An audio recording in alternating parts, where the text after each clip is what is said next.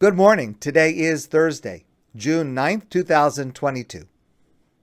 I'd like to share with you something that I learned from Rabbi David Stav. So this week's Torah portion is the Parsha of Nasso. It is the longest single Torah portion in the entire Torah, 176 Pesukim. And a big chunk of that, what really makes it the largest, is a long section that describes the offerings and the gifts that were brought by each of the 12 Nessi'im.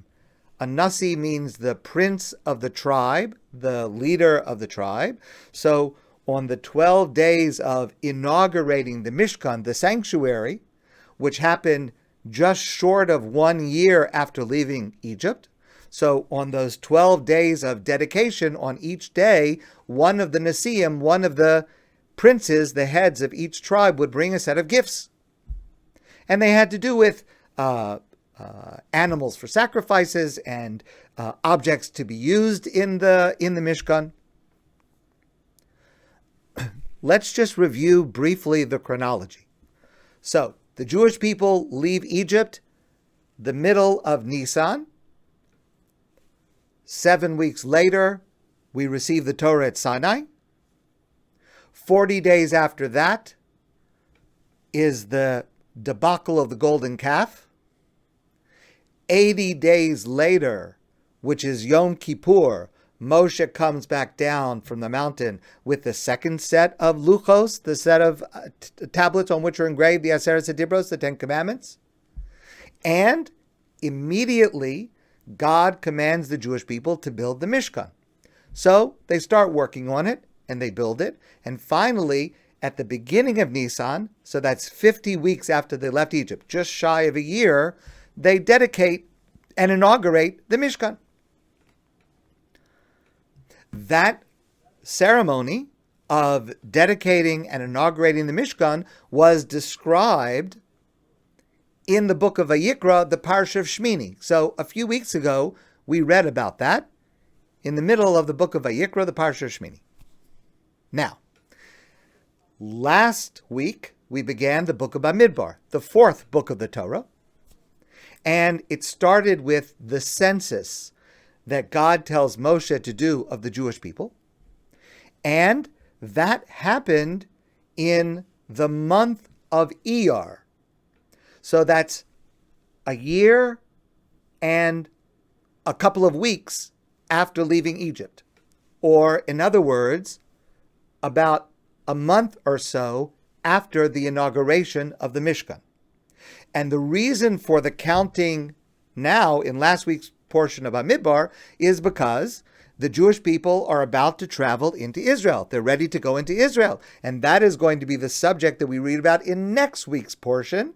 Of course, you know the story, they get sidetracked for 38 more years, but that's what's about to happen. So where we are chronologically in this week's portion is more than a year has passed since leaving Egypt, and we're about to go into the land of Israel. And in our Torah portion, the Torah gives us this long section of the gifts that each Nassi, each prince of each tribe, brought on the days of inauguration, which is very strange because, first of all, it's out of chronological order. We're now chronologically in the second portion of Bamidbar, a year and a bit after leaving Egypt, and we're going to go back and talk about what the gifts were that the Nessi'im brought over a month ago. Why are we going out of chronological order? And not only chronologically is it problematic, but just thematically. Wouldn't the gifts of the Nessi'im make more sense to mention before in the Parsha of Shemini when we describe that ceremony? What are they doing here by themselves simply after the census is taken and before the Jewish people are about to start moving into Israel? Why would it be placed here? What possible reason could there be for including this long passage here just before the Jewish people are supposed to start traveling towards Israel. So Rabbi Stav starts with the following. Let's look at the pasuk, the verse in this week's Torah portion, that introduces this section. The Torah says, Vayakrivu Nessi'ei Yisrael, and the Nessi'im, the princes of Israel, brought these gifts that's going to describe. So they're called Nessi'ei Yisrael, the princes of Israel, Rosh, Roshei Beis Avosam, the heads of their fathers' households. Haim Nessi'ei Hamatos, they are the princes of their tribe. Haim Ha'ondim al Hapukudim, they are the ones that were present for the counting, the census taking that had just been done. Now that's a very strange verse, because we want to introduce that the princes, the 12 princes of the tribes, each one is going to bring a gift. But there are 4 different expressions that are used to describe who these people are. So they're called, one more time, Nessi'ei Yisrael, the princes of Israel, Roshei Beis Avosam, the heads of the household of their fathers, Nessi'ei Hamatos, the prince of each tribe, Ha'ondim al Hapkudim, who were present with the counting. Now, those 4 descriptions of these 12 people is very strange. First of all, a couple of them are contradictory, because on the one hand you say that they're the princes of Israel, but then you say that the princes of the tribes. Princes of the tribes is a smaller group than the princes of all of Israel. And then you say they're the heads of each of their fathers' families. That seems to be even smaller. So do they have a small role or a medium role or a large role?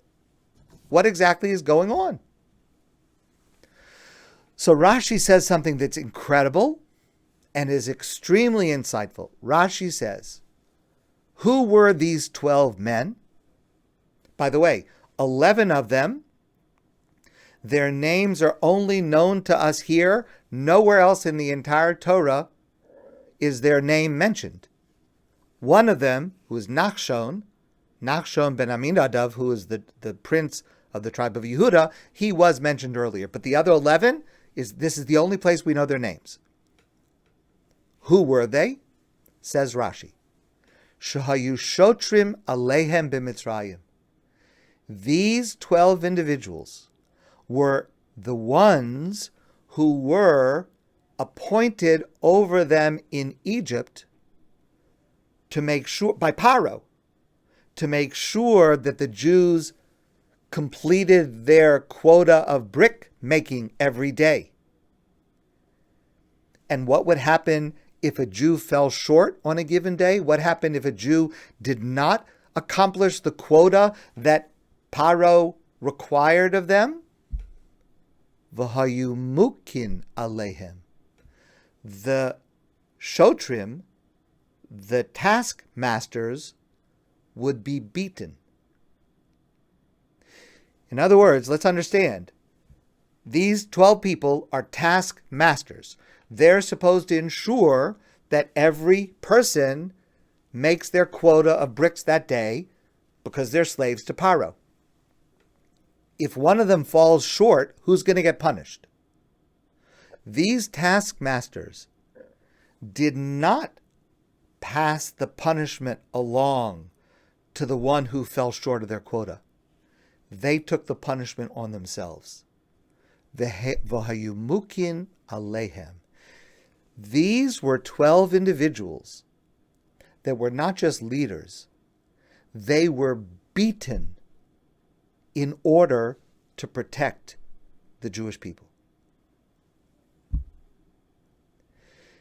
So in other words, these 12, these Nessi'im, these princes of each tribe, they were not appointed because they were very wealthy, or they had a lot of power, or they were born to aristocracy, or they had some kind of protexia. That's not how they got their jobs. They earned this position by being willing to be beaten for the Jewish people. And this understanding can help deepen our understanding of two words that are similar, but they have a different connotation. There are two different words that could be used for a leader. One is Rosh, and the other is Nassi. Now, the word Rosh literally means head, and it refers to a leader in the sense that a leader is the head of the body that he or she is leading. They are the figurehead. They lead with their mind, with their spirit. They're the Rosh. A Nassi is a leader, but the word Nassi comes from the word noseh, which means to carry, as if carrying a burden. They're individuals who are leaders by virtue of their being willing to carry the burden of the people that they are leading. A Nassi is different than a Rosh. A Rosh may receive honor and prestige. A Nassi is one who finds remedies for the pain of his or her people and addresses their needs. And the Torah wants to show us who these Nessi'im were. They are people who were leading the Jewish people, who were only concerned with the needs of the Jewish people, not their own needs. Maybe that's why they're also called Roshei Beis Avosam, the heads of their fathers' houses, in the sense that they viewed everyone in their tribe, in their shevet, as if they were a member of their own family. To be a Nassi of a shevet, it was not an easy job. And you didn't get it automatically. It is a destiny of leadership for those who feel that this work, leading the Jewish people, is a way for them to live up to their responsibilities of caring for and addressing the concerns of every single individual they lead. It is vitally important for us to be able to trust our leaders. And so often today, that does not happen. The way to trust, to lead to trusting our leaders, is to be assured that they have made our concerns their top priority. If that is true, then those leaders will certainly lead us to the promised land. My friends, I want to wish you a great day, and I look forward to seeing you soon in person.